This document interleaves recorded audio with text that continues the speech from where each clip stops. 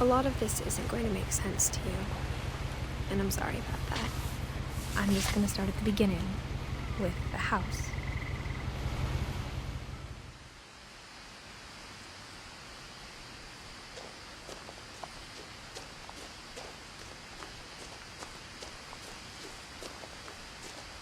I lived here until I was 11, but I wasn't allowed inside half the rooms.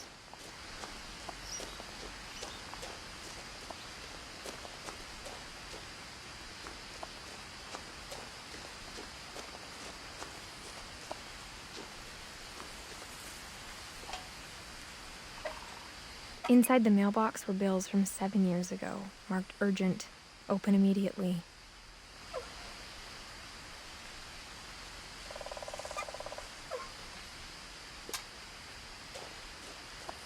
I hadn't been back since my brother Lewis's funeral.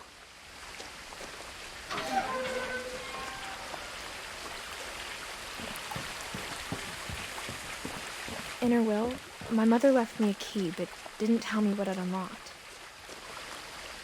Maybe she thought I'd know, or she thought that the mystery would be enough to bring me back.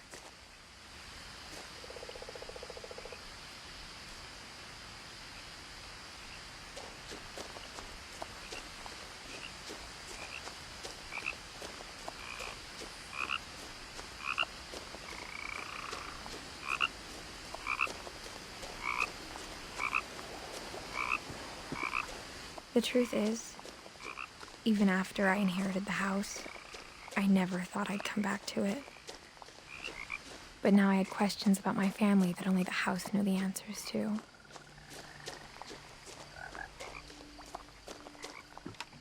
The woods around the house have always been uncomfortably silent, as if they're about to say something but never do.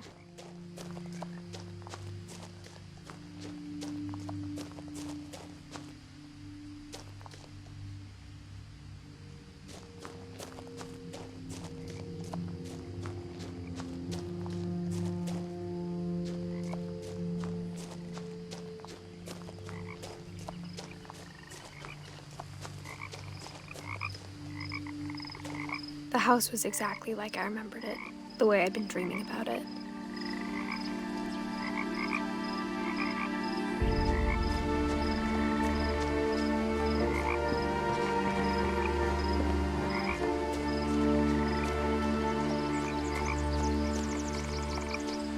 As a child, the house made me uncomfortable in a way I couldn't put into words.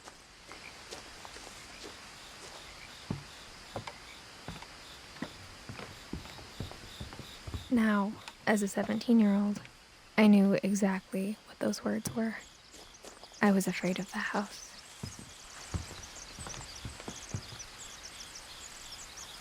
I hoped the key might unlock the front door. It didn't.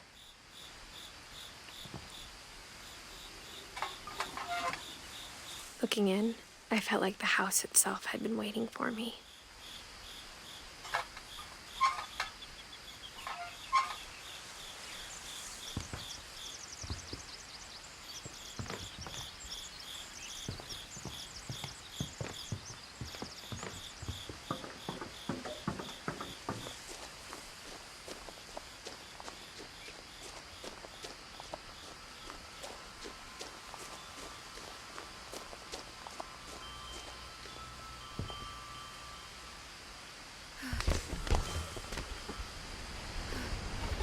Crawling through the doggy door used to be a lot easier when I was 11. The power had been turned off the night we left.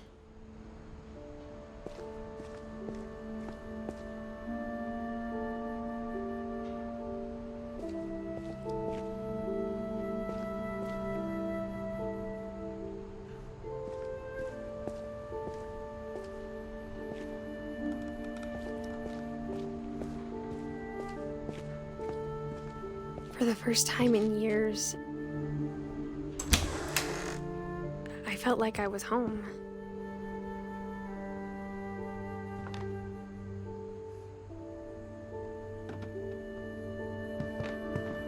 But instead of a family, there were just memories of one.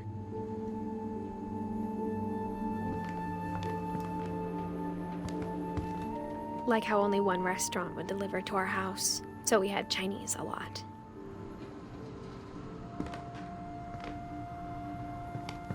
Or how after Louis started working at the cannery, we all got sick of eating salmon. Except our cat, Molly.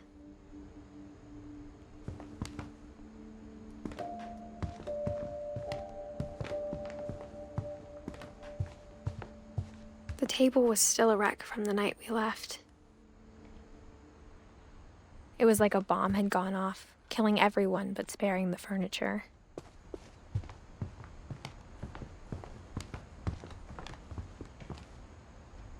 My mom was the only one of us who could imagine Great-Grandma Edie living in a nursing home.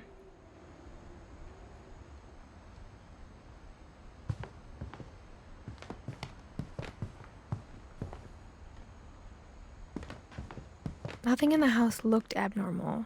There was just too much of it, like a smile with too many teeth.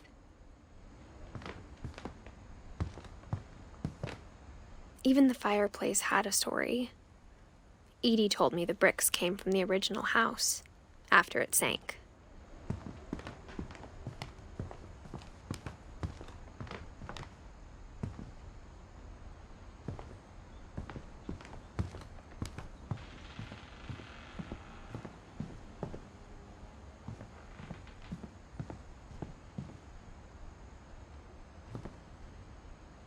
My mom wasn't much of an optimist, but she never stopped believing that my brother Milton was alive.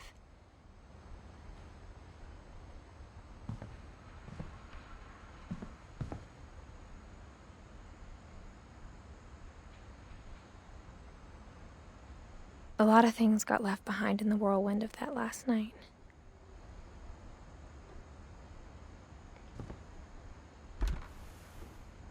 Edie told me once that every Finch who ever lived is buried somewhere in the library.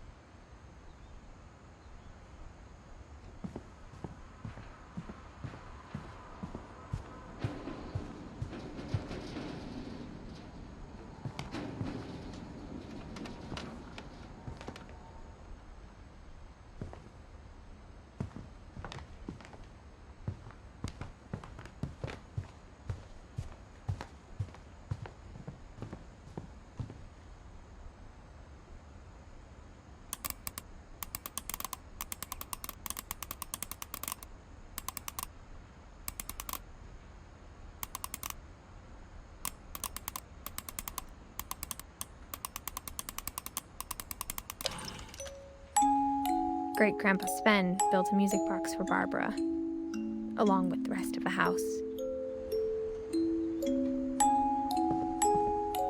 Mom always told me to stay out of the basement, so I wasn't too surprised when the key didn't fit.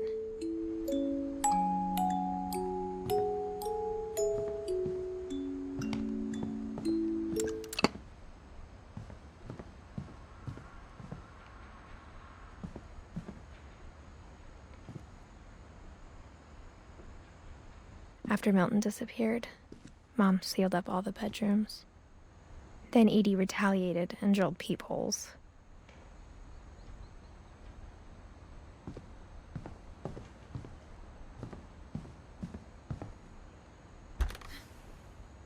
Molly always seemed like a girl I could imagine being friends with, if she hadn't died in 1947.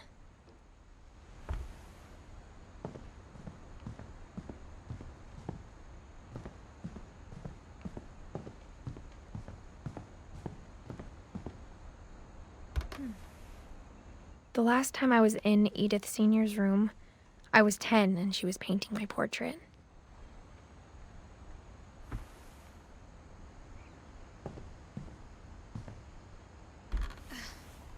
As a kid, I just assumed every house had peepholes and sealed rooms you weren't allowed inside of.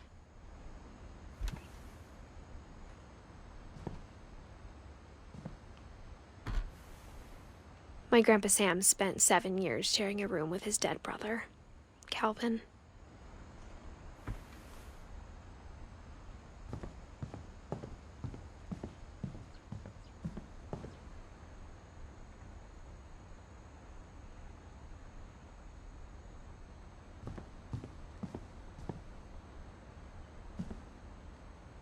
Whenever people ask me about my family, the first thing they always want to know about is Barbara.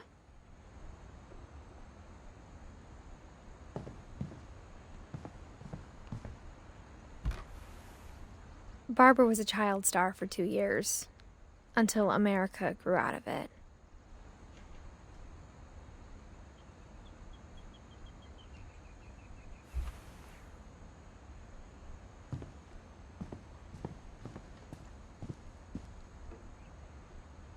Mom must have locked the third-floor stairs on the night we left.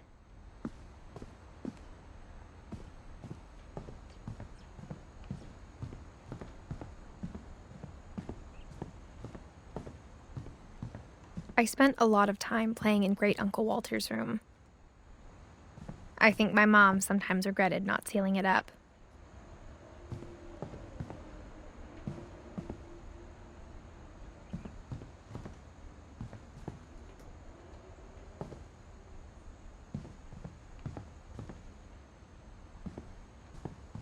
Lewis told me there were secret passages, but I never believed him.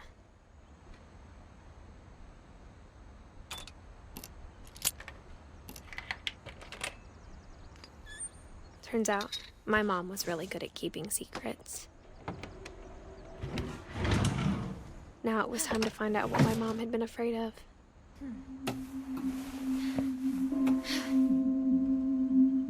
From the paintings on the wall, it was clear my brother Milton had been here before me.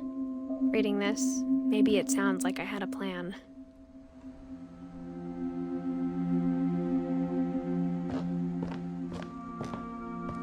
But I had no idea what was behind that door.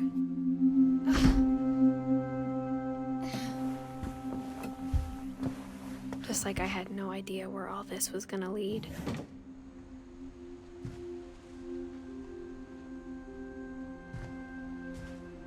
I grew up looking at Molly's room through the peephole. Molly's gerbil had a tiny bedroom with its own even tinier gerbil cage.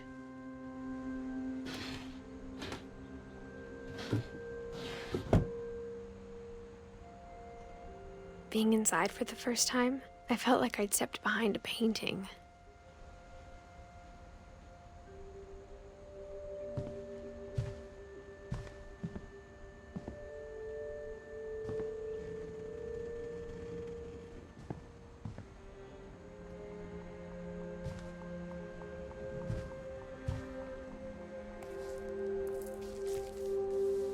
December 13th, 1947. Dear Diary, I'll be gone soon, but I wanted to tell somebody about what's gonna happen. It started when Mom sent me to bed without dinner. I woke up and I was starving, so I looked around for something to eat.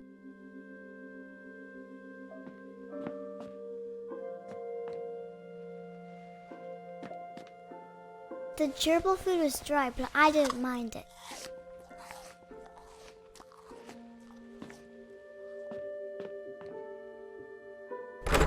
Mom, can I come out now? Sweetheart, it's late. Go to sleep.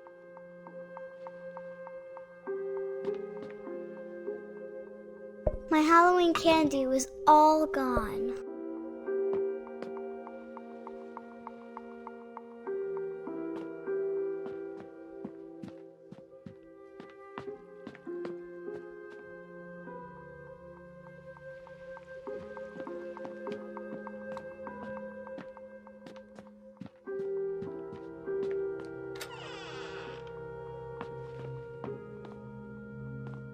I kept eating and eating.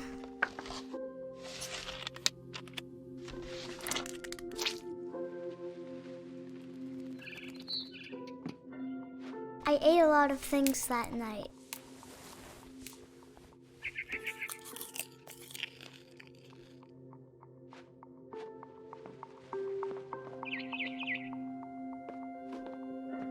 Then I heard chirping outside my window.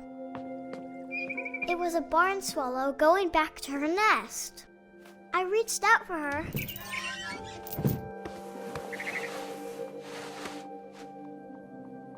And suddenly,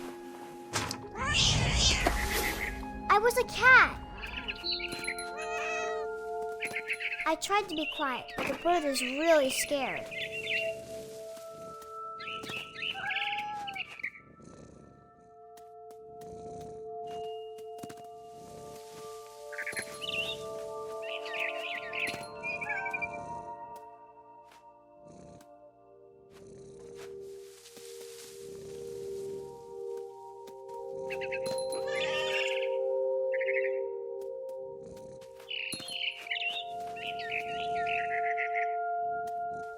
I jumped and I almost got her.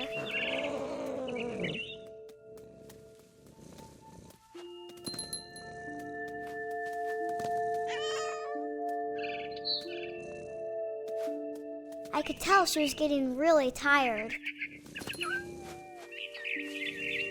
Now I was up in the big tree. I promised Dad I wouldn't climb it anymore. All I cared about was eating that mama bird. I gobbled her up. And suddenly, I was an owl. First, all I heard was the wind. Then I heard little teeth nibbling in the grass.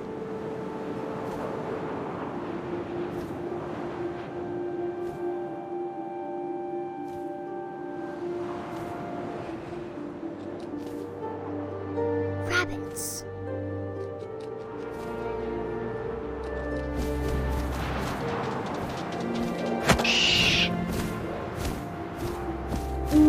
I imagined his face looking up and seeing mine through my talons.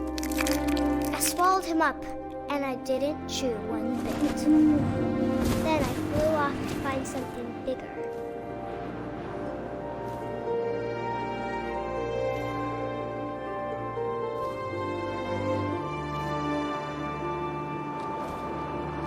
A mama rabbit.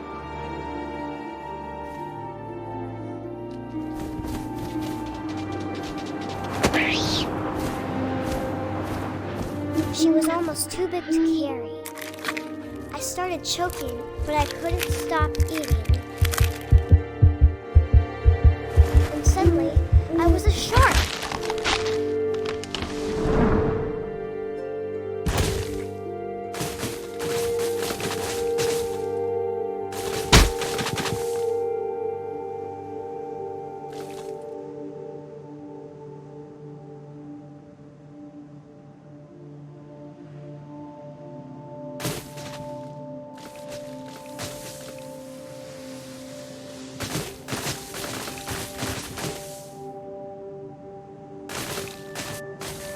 I rolled off a cliff and into the ocean. Now, I was hungrier than ever.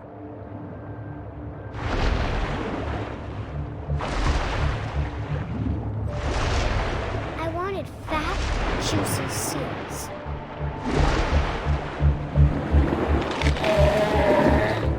I tore off her flipper, and it tasted really good.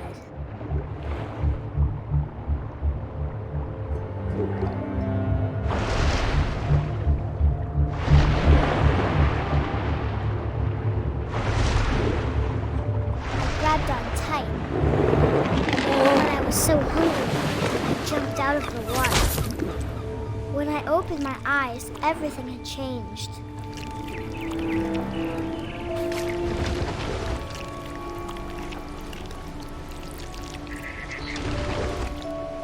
Now I was a monster, and I smelled people everywhere.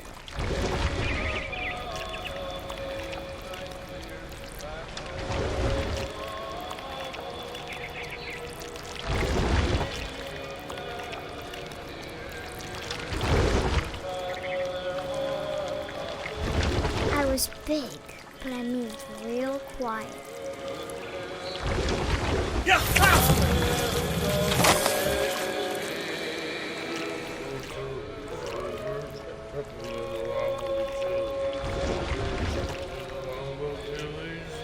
After the last passenger, I was still hungry. And across the water, I smelled something new. Something I had to have, so I swam towards it.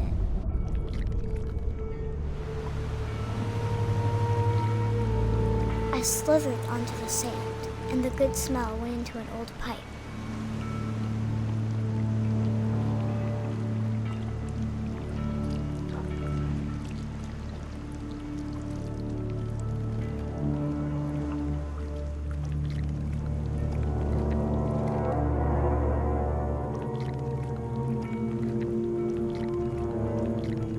I got closer and closer.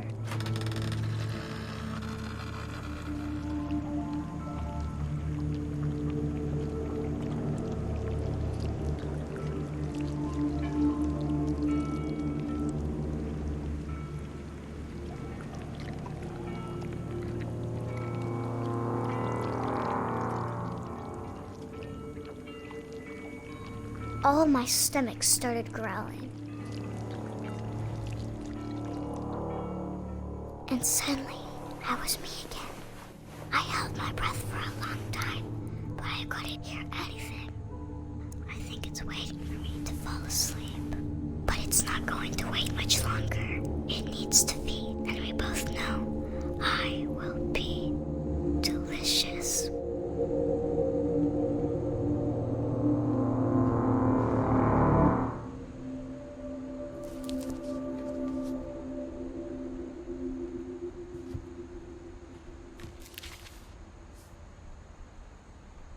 I'm not sure if I believed all of that, but I'm sure Edie would have.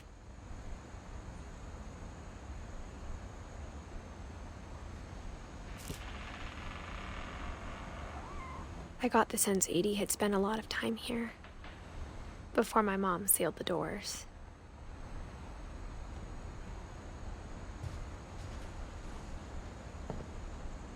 I can't describe it, but I felt like some part of Molly was still here.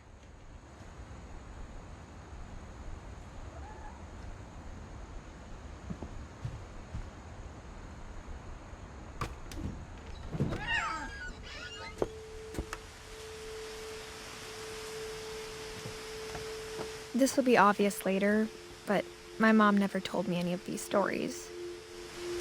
Edie would have, but Mom didn't like bringing up the past. Though, when we adopted a stray kitten, she was the one who named it Molly.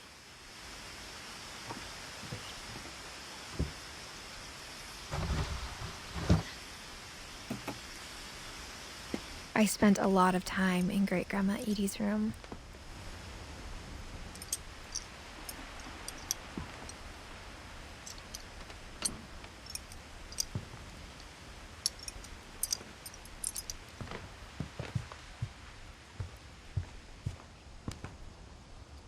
We got along, and it was a good place to hide from my mom.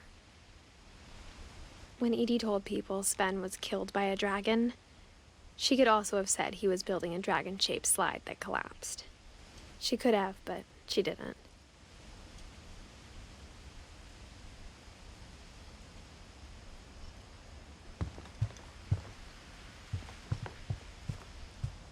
Her room was like a museum.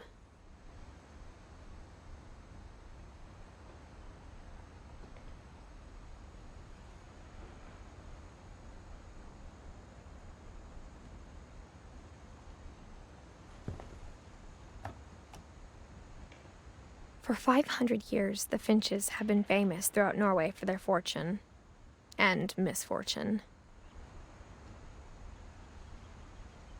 Odin Finch buries the latest victims of the family curse, his wife Ingeborg and their newborn son, Johan.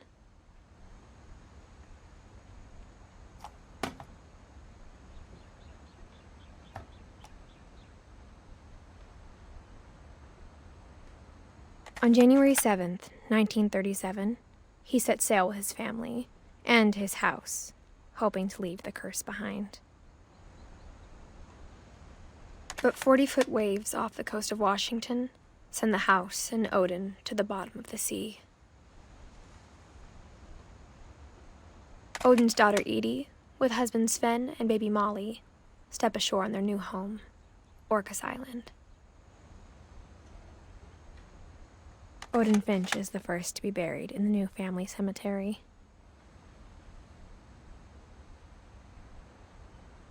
His daughter Edie is already dreaming of a new Finch house.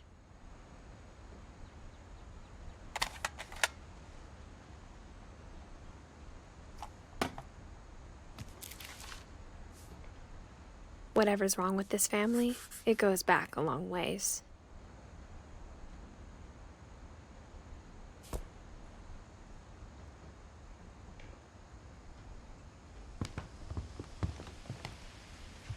Louis died a week before we left, but Edie had already started to memorialize him.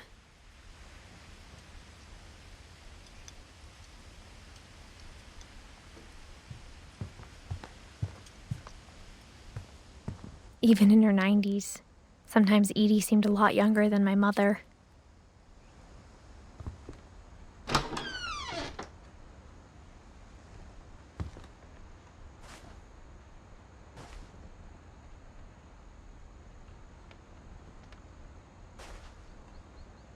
The only trace Grandpa Sam's first wife, Kay, left on the house was the pink bathroom.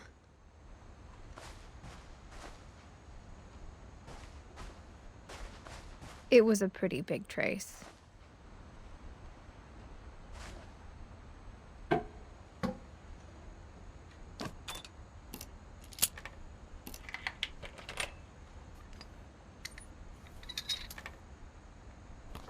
There's a secret in this bathroom. It's in the last place you would look. It isn't in the cupboard. It's hidden in this book.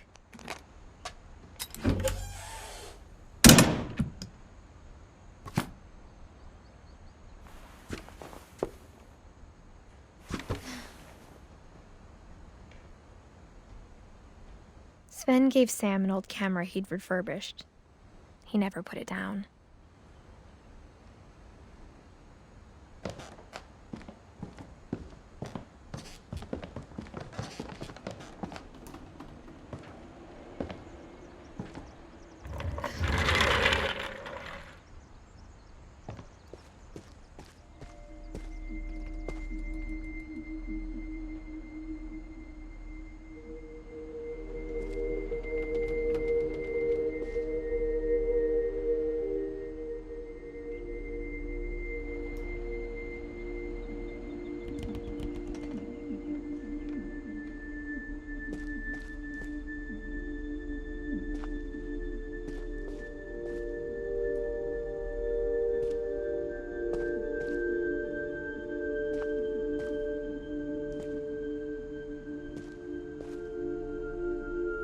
I knew Grandpa Sam had a twin.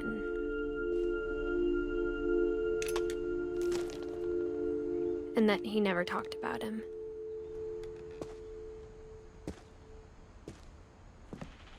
I guess my grandpa didn't like history any more than my mom did.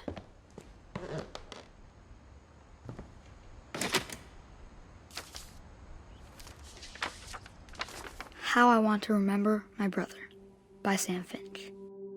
The thing I remember is that when he made up his mind, that was it.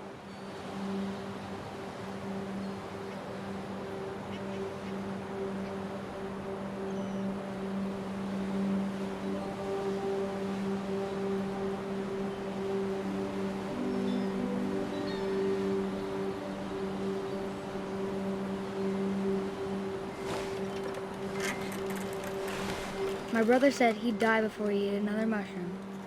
And he did. At Barbara's funeral, we swore we'd never be afraid again. And he wasn't. I think Calvin always wanted to fly. Sam! Calvin! Dinner's ready! Coming! But that day, he finally made up his mind to do it. I told him going around was impossible. Maybe if I hadn't said that.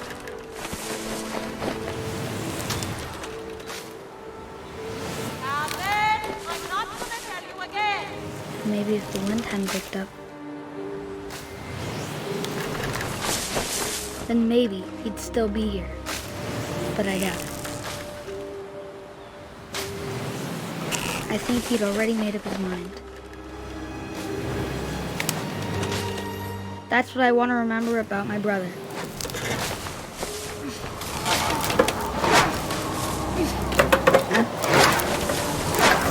The day he made up his mind to fly. And he did.